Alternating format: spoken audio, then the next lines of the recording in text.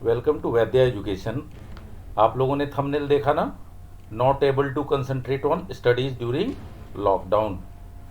Sir पढ़ाई में मन नहीं लगता है, क्या करूं? चलो आपसे हम एक क्वेश्चन पूछते हैं। आपसे मैं एक क्वेश्चन पूछता हूं, आज पूरे दिन आपका प्लान क्या है? What is your plan of the day? आज आपने क्या करने की सोच रखी है? आप में से 90% बच्चे बता नहीं पाओगे कि आज का आपका प्लान क्या है।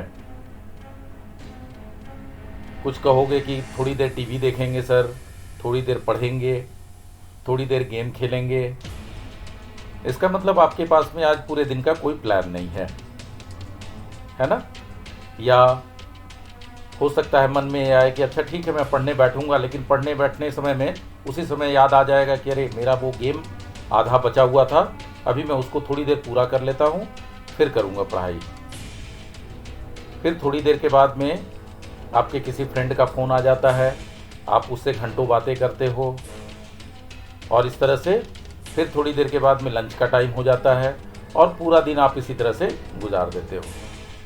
तो चलो आज हम लोग इसी सब्जेक्ट पे, इसी विषय पे बात करने वाले हैं कि पढ़ाई में मन नहीं लगता है तो क्या करें, व्हाट इज़ द सॉल्यूशन। तो आज हम इसी सब्जेक्ट पे बात करेंगे, ठीक है? तो आगे बढ़ने से पहले मैं ये रिक्वेस्ट करूँगा कि आप अगर इस चैनल पे नए हैं तो इस चैनल को सब्सक्राइब कर लीजिए और साथ में बेल आइकन को दबा दीजिए। आइए, ये कोट लिखा हुआ है। क्या लिखा हुआ है? Whenever we have something in excess we do not value for them. आपको भी ये बात पता है कि जब आपके पास कोई भी चीज़ बहुत ज़्यादा होती है तो आप उसकी वैल्यू नहीं करते हो, मतलब आप उसकी रिस्पेक्ट नहीं करते हो, आप उसका ठीक से यूज़ नहीं करते हो। और अभी का समय ऐसा ही है कि आपके साथ भी ऐसा ही कुछ हो रहा होगा। यानी कि अभी आपके पास क्या है? बहुत ज़्यादा टाइम। आपके पास बहुत ज़्यादा टाइम है, क्योंकि जब आप स्कूल आपके खुले रहते हैं तो आप क्या करते हो? 8 घंटे स्कूल जाते हो, उसके बाद आते हो, थोड़ी देर खेलते हो, फिर रात में ट्यूशन क्लासेस जाना पड़ता है शाम में, उसके बाद पढ़ाई करते हो, स्कूल का होमवर्क करते हो। तो उस समय आपके पास टाइम नहीं होते हैं, लेकिन अभी आपके पास सबसे ज़्यादा क्या है? टाइम है। तो जब ज़्यादा आपके पास टाइम होगा तो आप क्या कर रहे हो? उसको वैल्यू नहीं कर रहे हो। दैट मीन्स आप पढ़ने में समय नहीं लगा रहे हो। तो चलिए आज मैं आपका एक टाइम टेबल सेट करता हूँ, आपको कैसे इस लॉकडाउन के समय में कैसे पढ़ाई करनी है वो मैं बताता हूँ। और आई एम श्योर कि आप कल से अगर इसको फॉलो करोगे तो आप अपने आप में बहुत सारा चेंजेस फील करोगे। सो चलो ये देखिए, हमने आपके टाइम को पूरे दिन में 24 आवर्स होते हैं, दिन और रात मिलाकर।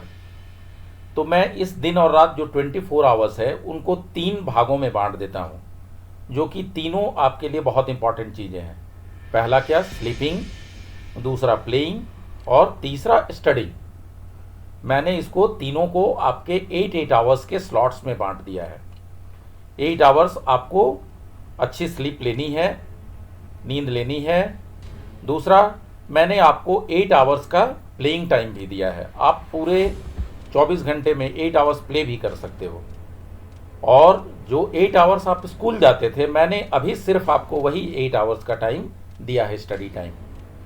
तो ये आप जब चाहोगे आराम से इस स्टडी टाइम को 8 आवर्स के लिए प्लान कर सकते हो। सो इसमें आपका प्लेइंग भी आ गया, स्टडिंग टाइम भी आ गया और स्लीपिंग टाइम भी आ गया। आइए आगे चलते हैं।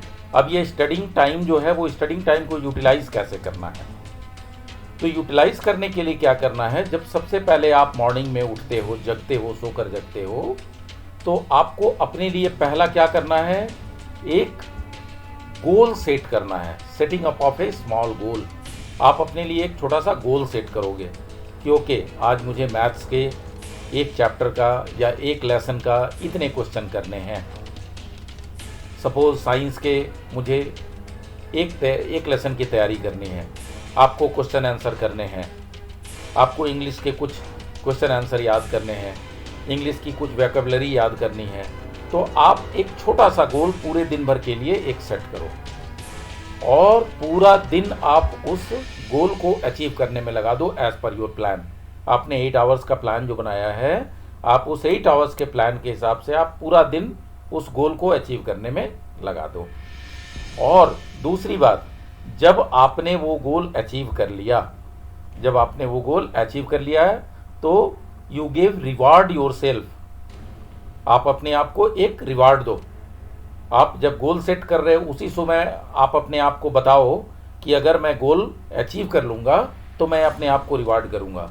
अब रिवार्ड किस फॉर्म में हो सकता है?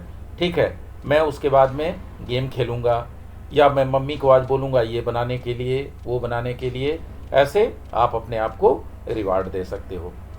अच्छा, ये गोल आपने सेट कर दिया और उसको अचीव करने के लिए आप पूरे दिन लग गए, लेकिन आपके दिमाग में एक सबकॉन्शियस माइंड जो है वो हमेशा आपको तंग करता रहेगा। वो क्या कहेगा कि नहीं छोड़ो, अरे छोड़ो, वो कल से हम कर लेंगे, आज हमने प्लान बनाया ना, आज के लिए छोड़ देते हैं, कल से हम ये प्लान कर लेंगे। तो आपको आपका जो सबकॉन्शियस माइंड है वो हमेशा आपको तंग करता रहेगा, आपको नेगेटिविटी की तरफ लेके जाएगा। तो आपको क्या करना है?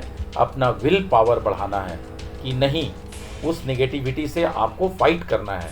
आपका वो जो दिमाग कह रहा है कि नहीं चलो हम गेम खेलेंगे या टीवी देखेंगे, उसको थोड़ी देर के लिए समझाना है कि नहीं, हमने गेम के लिए, टीवी के लिए अलग टाइम दिया है, हम उसी टाइम को यूटिलाइज करेंगे और ये 8 आवर्स जो हमने स्टडी के लिए प्लान किया है वो हम स्टडी में ही देंगे। देन मैं कुछ स्टडी टिप्स के बारे में बताना चाहूँगा कि कैसे स्टडी करना है। अब 8 आवर्स आपने टाइम दिए तो ऐसा नहीं है कि आप कंटिन्यूअस 8 घंटे जैसे स्कूल में पढ़ते हो वैसे ही 8 घंटे आप बैठ के कंटिन्यूअस पढ़ो, वो घर में पॉसिबल नहीं हो पाता है। तो उसके लिए क्या करना है, आप 1 घंटे का रेगुलर स्टडी करो विदाउट एनी डिस्ट्रैक्शन। और उस समय में आपके पास अगल बगल में मोबाइल नहीं होना चाहिए, टीवी वाले कमरे में नहीं बैठ के पढ़ना है। तो आप 1 घंटे का जो समय है वो डेडिकेटेड आप स्टडी के ऊपर में दो विदाउट एनी डिस्ट्रैक्शन। और फिर आप 1 घंटे के बाद में 10 मिनट के लिए ब्रेक ले सकते हो, थोड़ी देर के लिए आप उठो, पानी वानी पियो। और ऐसा नहीं है कि उस 10 मिनट में आपने उठा और फिर से मोबाइल ले लिया। उस समय क्या करना है, आपके ब्रेन को रिलैक्स करना है। आपका ब्रेन जो भी ग्रैस्प किया है वो सेटल होगा आपके ब्रेन में जाकर। तो वो 10 मिनट में आप उठ के पानी पिएं, थोड़ा इधर उधर घूमें, आप ऑक्सीजन लें और उसके बाद फिर 10 मिनट के बाद आप फिर से बैठ सकते हैं। दूसरा पॉइंट हमने बताया, रिवीजन जो है वो आपके सक्सेस का एक बहुत इंपॉर्टेंट एस्पेक्ट है। जब आप कोई चीज़ को पढ़ते हो और जब आप उस चीज़ को पढ़ने के बाद रिवीजन नहीं करते हो तो उसकी कोई वैल्यू नहीं रह जाती है। अगर आप रिवीजन नहीं कर रहे हो तो आप 1 दिन में 2 दिन में उन चीज़ों को भूल जाते हो। इसके लिए मैं आपको एक प्रैक्टिकली प्रूवन चीज़ बताता हूँ, वो मैं आपको एक दिखाता हूँ प्रैक्टिकली प्रूवन चीज़। वो क्या है? तो ये है, देखिए, एक एबिंगस फॉरगेटिंग कर्व। अगर आप कभी गूगल में जाकर इस वर्ड को टाइप करेंगे तो आपको ये कर्व दिखाई देगा, ये एक ग्राफ दिखाई देगा। ये एबिंगस फॉरगेटिंग कर्व क्या है? तो इसमें देखो ये समझाया गया है, आपको ये समझाया गया है कि ये देखो, first day of study, second time of study and third time of study. अगर आप किसी चीज़ को पहली बार पढ़ते हो, दूसरी बार पढ़ते हो और तीसरी बार पढ़ते हो तो आपके दिमाग में वो चीज़ें कैसे रिटेन रह पाती है, कितनी देर तक। तो ये देखो, जो आप ये नीचे वाला जो ये ग्राफ दिया हुआ है, ये ग्राफ दिया हुआ है कि अगर आपने पहली बार उस चीज़ को पढ़ा और फिर थोड़ी दिन के लिए आपने छोड़ दिया उसको, इवन 1 वीक अगर आपने उसको छोड़ दिया तो वो चीज़ें देखो कैसे ख़त्म हो जाती है। यहाँ तक आपको वो चीज़ें याद थी, सपोज़ आपने वो 80% याद किया था तो वो यहाँ आके अभी आपके पास में हार्डली 10 to 15% बचेगा। लेकिन अगर आप इसी चीज़ को आपने थोड़े दिन के बाद में, 1 दिन के बाद में आपने रिवीजन कर लिया और फिर 2 दिन के बाद में उसी चीज़ को रिवीजन किया, तो ये जो ग्राफ यहाँ नीचे जा रहा है, ये ग्राफ देखिए यहाँ पहुँच गया है।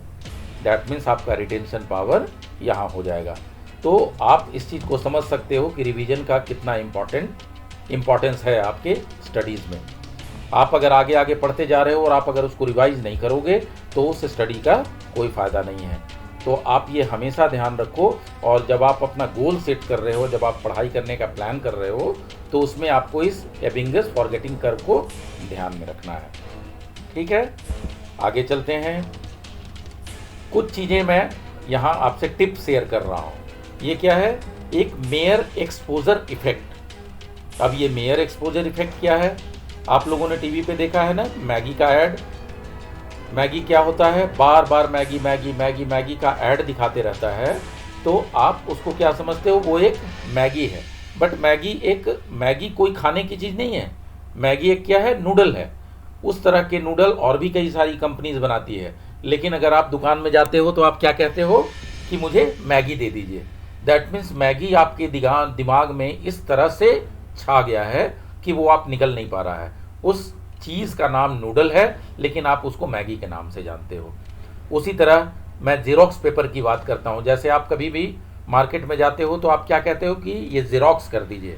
ज़ेरॉक्स जो है वो कोई वर्ड नहीं है, एक्चुअली वो वर्ड जो है वो क्या है? एक फ़ोटो कॉपियर। उस मशीन का जो नाम है वो फ़ोटो कॉपियर मशीन है, और जब आप फ़ोटो कॉपी कराने जाते हो तो उसको कहते हो कि फ़ोटो कॉपी कर दीजिए। लेकिन हम जनरली क्या बोलते हैं कि हम कहाँ जा रहे हैं? तो ज़ेरॉक्स कराने जा रहे हैं। तो ज़ेरॉक्स हमारे दिमाग में इस तरह से उसने एक मेयर एक्सपोजर इफेक्ट दे दिया है, और ऐसे ही एडवर्टीजमेंट में भी ऐसे ही चीज़ होती है। तो मेरा ये कहने का मतलब है कि जब बार बार आप उसी चीज़ को, एक चीज़ को बार बार पढ़ोगे तो वो चीज़ें आपके दिमाग में, आपको रटने की ज़रूरत नहीं है, वो पॉइंट वाइज रटने की ज़रूरत नहीं है। जब आप 5 बार 6 बार 8 बार 10 बार उसी चीज़ को पढ़ोगे तो ऑटोमेटिकली वो चीज़ें याद हो जाएंगी। आपको बार बार उसको रटने की ज़रूरत नहीं है कि आप उसको रिपीट कर रहे हो, बार बार बोल रहे हो। जब आपने आज पढ़ा, कल पढ़ा, परसों पढ़ा उसी चीज़ को, जब आप कंटिन्यूअस उसका रिवीजन करते जाओगे तो वो आपके दिमाग में एक मेयर एक्सपोजर इफेक्ट देगा। तीसरी चीज़ मैंने बात की एक न्यूमेनिक्स के बारे में। न्यूमेनिक्स के बारे में आपने सुना होगा। जैसे कई बार होता है कि किसी क्वेश्चन को याद करना है तो हम पॉइंट वाइज याद करते हैं। तो पॉइंट वाइज याद करने के लिए हमें क्या होता है कि सपोज उस क्वेश्चन में हमें 10 पॉइंट्स लिखते हैं, तो मेरे दिमाग में 7 ही पॉइंट रहा या 8 पॉइंट रहा, वो 2 पॉइंट हम भूल जाते हैं। ये नॉर्मल ह्यूमन टेंडेंसी है। तो आप उसके लिए अगर किसी तरह का ये न्यूमोनिक्स यूज़ करोगे। अब ये न्यूमोनिक्स क्या होता है? जैसे मैं बताता हूँ, ये रेनबो कलर के लिए एक न्यूमोनिक्स हम लोगों ने बचपन से पढ़ा है, VIBGYOR. V for violet, I for indigo, B for blue, G for green, Y for yellow, O for orange, R for red. So इससे क्या हुआ कि इससे हमने सारे कलर भी याद कर लिए, और ये वर्ड अगर हमने याद कर लिया तो इससे पॉइंट भी नहीं छूटा। तो इस तरह से हम क्या है, कुछ फ़नी न्यूमोनिक्स बना सकते हैं। फ़नी न्यूमोनिक्स बना के अगर हम उन चीज़ों को याद करें तो वो चीज़ें आराम से याद हो जाती हैं। एंड फाइनली मैं बताना चाहूँगा कि और भी बहुत सारे फैक्टर्स हैं जो आपको पढ़ाई में अगर कंसंट्रेट करना है तो वो चीज़ें आपको रखती हैं। जैसे है न्यूट्रिशियस फूड। आप जब भी खाएं, अच्छा खाएं, न्यूट्रिशियस फूड खाएं जिसमें न्यूट्रिशन हो ज़्यादा। हमेशा खुश रहने का प्रयास करें, जॉयफुल रहने का प्रयास करें। हमेशा घर में मम्मी ने कुछ कह दिया, पापा ने कुछ कह दिया, तो उन बातों को रखना नहीं है दिमाग में। आप हमेशा खुश रहने की कोशिश करें। Be a listener than speaker. कभी कभी आप बातों को सुने भी। जब आपसे अगर कोई बात कर रहा हो तो क्या कहना चाह रहा है, आप उनकी बातों को सुने भी। ऐसा नहीं कि उनके बोलने से पहले ही आपने बीच में उन बातों को रोक दिया और आप अपनी बातें उसमें बीच में लगा रहे हो। तो नहीं, आप एक अच्छे लिसनर बनो, तभी आप एक अच्छे स्पीकर बन सकते हो। और दूसरी लास्ट इम्पॉर्टेंट टिप है कि आप टेक्नोलॉजी का आज के समय में यूज़ कर सकते हो। बहुत सारे वीडियोज़ हैं जिनको कि आप अपने स्टडीज़ के लिए इस्तेमाल कर सकते हो। सोशल मीडिया प्लेटफॉर्म हैं, बहुत सारे इंटरनेट में फैसिलिटीज़ हैं जिनसे आप स्टडीज़ के लिए इनको यूज़ कर सकते हो। तो अगर आप इन चीज़ों को यूज़ करोगे तो सर्टेनली आपका मन जो है वो पढ़ाई में लगेगा।